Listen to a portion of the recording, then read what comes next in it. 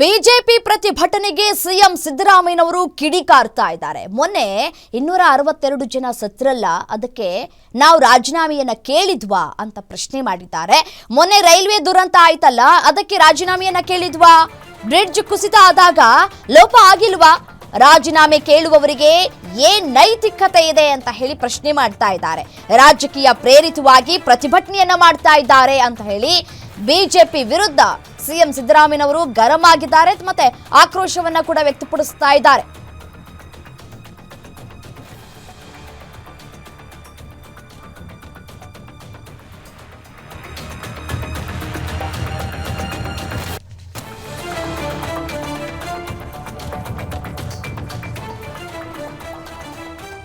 BJP ಪ್ರತಿಭಟನೆಯನ್ನ ಮಾಡ್ತಾ ಇದೆ.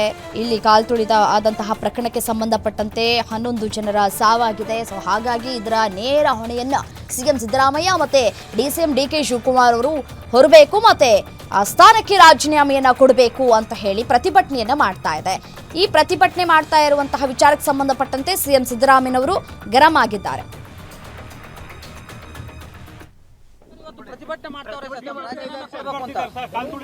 ಇದಕ್ಕೆ ನೀವು ಕೇಳಿದ್ರ ಕುಂಭಮೇಳದಲ್ಲಿ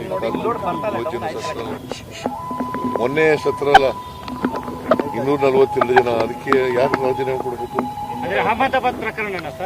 ಅದಲ್ಲಯ್ಯ, ಮೊನ್ನೆ ಅಲಹಾಬಾದ್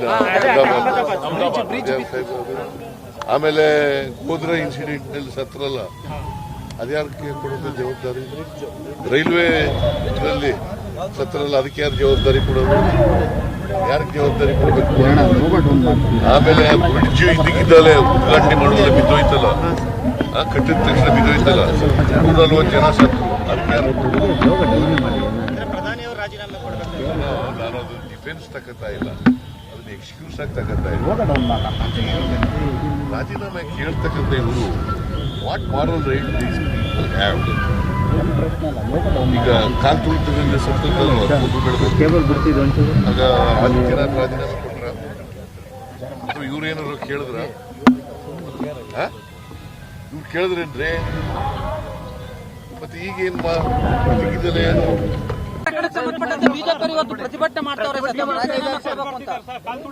ಇದಕ್ಕೆ ನೀವು ಕೇಳಿದ್ರ ಕುಂಭಮೇಳದಲ್ಲಿ ಮೊನ್ನೆ ಸತ್ರ ಅಲ್ಲ 242 ಜನ, ಅದಕ್ಕೆ ಯಾರು ರಾಜೀನಾಮೆ ಕೊಡಬೇಕು?